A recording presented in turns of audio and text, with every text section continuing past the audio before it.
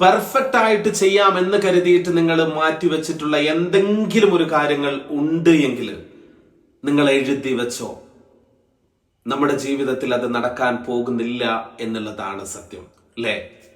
ഒരൊറ്റ പോംവഴി മാത്രമേ ഉള്ളൂ. You can start right now.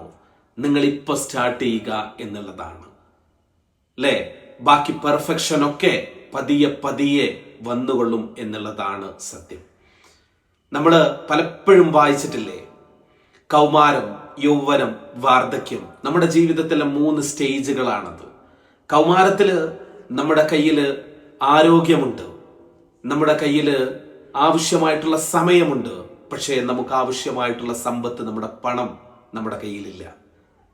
യൗവനത്തിലോ നമുക്ക് ആരോഗ്യമുണ്ട്, നമുക്ക് സമ്പത്ത്, പണമുണ്ട്, പക്ഷേ നമുക്ക് ആവശ്യമായിട്ടുള്ള സമയം കണ്ടെത്താൻ സാധിക്കുന്നില്ല. വാർദ്ധക്യത്തിലോ നമുക്ക് ആവശ്യമായിട്ടുള്ള പണമുണ്ട്, സമ്പത്തുണ്ട്, നമുക്ക് ആവശ്യമായിട്ടുള്ള സമയമുണ്ട്, പക്ഷേ നമുക്ക് ആരോഗ്യമില്ല.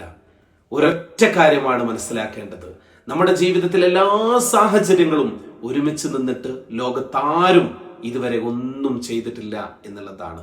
നേരത്തെ പറഞ്ഞതുപോലെ you can start right now.